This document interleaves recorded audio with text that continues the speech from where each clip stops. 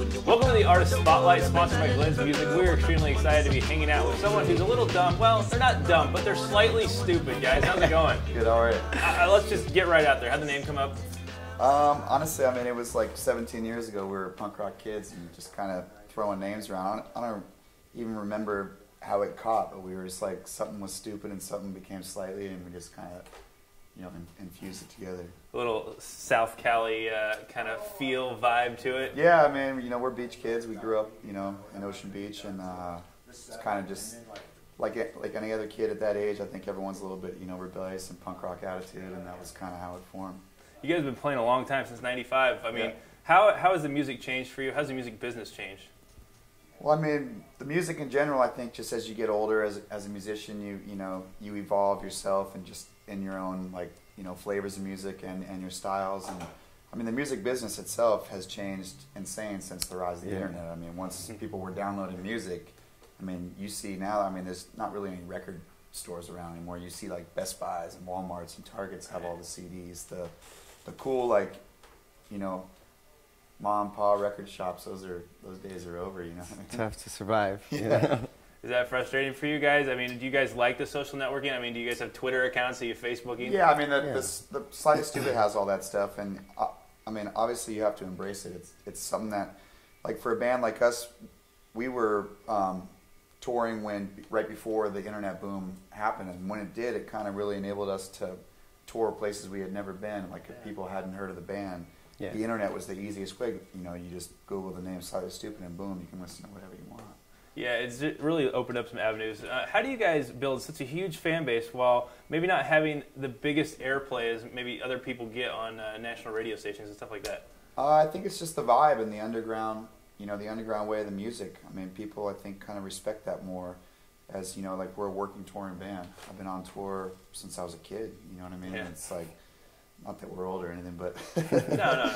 No, but, you know, it's just like, I don't know, it's just the way, I think that you kind of grow with your fans. It's more organic like that, you know what I mean? So many bands, you know, they have this false, you know, belief of what it is to be big or what it is to be successful in music. And I think you see, you know, someone may have a hit song on the radio, but then they can't even sell 50 tickets to the show because the rest of their CD sucks, you know what I mean? And it's like, I think it's, the important thing for us is we wanted to have a cool live show, you know what I mean? And that's where you really meet the fan, you know what I'm saying? If you can play a great live show and connect with your fans, they'll always be there, you know what I mean? I think they'll grow with you. Yeah, those 10 people told 10 of their friends, and then those 20 people told 20 more of their friends, and so on. And it just kind of snowballed, you know, because, like, we played in front of 0 people and we played in front of 25,000 people. So it's definitely, it's cool. You have to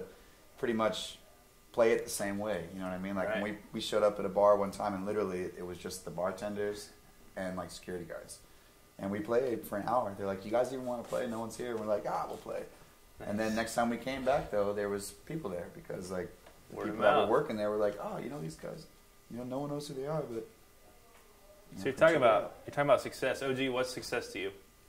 Oh man, music, just hitting it hard, like trying, never forgetting your dream, like going for it. You know, all of us, we come from the same camp where, you know, we want to get to where we, like, the best place where we want to be comfortable as musicians. You never want to be able just struggling all the time, and you go through your struggles. We have, I mean, we've been doing this for a long time, but you have that vision always that you want to get there, and you will, you know, so you just got to keep practicing, keep hitting it, you know.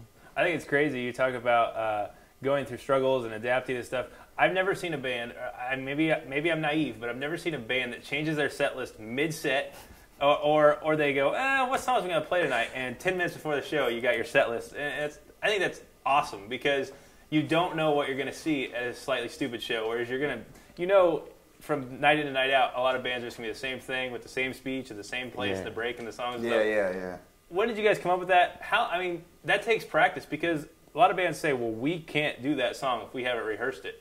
Yeah, we don't think like that. We just, like, we'll just let it ride. We rehearse on stage. We rehearse live. That's how, like, sometimes, because someone will call it out in the crowd, and you just kind of look going, "Oh man, when was the last time?" All right, screw it. just look out, yo, it's an A. You know, look back and be like, all right, let's roll, and just everyone kind of rolls.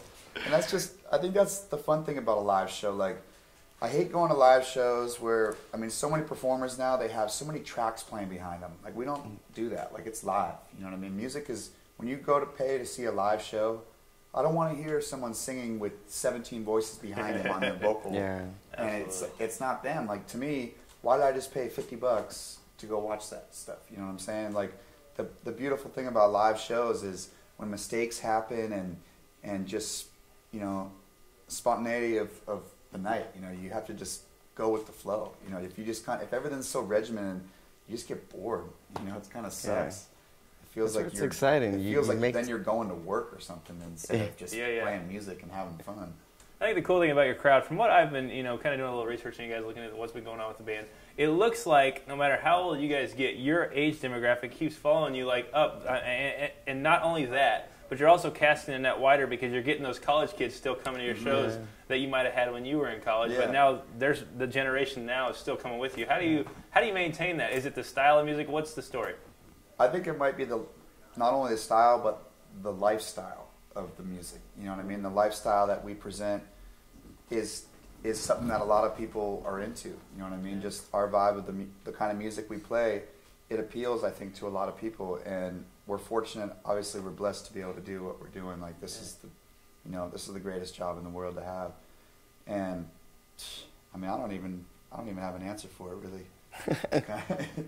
It's kind of crazy going to a show and seeing like a 3-generation, the grandkid, the father, and then the grandpa, and they all have slightly stupid shirts, and they're just, the grandpa's rocking it harder than the grandson. Just, you know.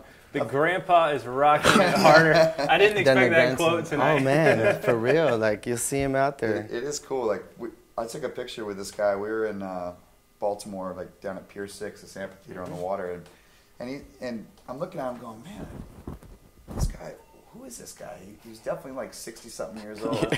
And I saw him at a couple shows, and he was wearing a Slightly Stoopid shirt, so I was like, I got to go over and talk to this dude. I was like, I need a picture with you, bro. I was like, screw you taking a picture of me. I want one with you. He's like, yeah, man. He's like, a few years ago, I found you guys on the internet, and I've been addicted ever since, and I can't stop. I just come out. That's so cool. Just, you know, I'm like, awesome. You're nuts. Yeah. And it was cool. Like, to me, that was like one of the really cool things. You just, when you reach, like you were saying, that it goes from like 15 to 60 years old. You know what I mean? And a lot of it, I think, is we play something for everybody. Guys, it's been Slightly Stoopid. We hope you enjoy their live stuff coming up. Yeah.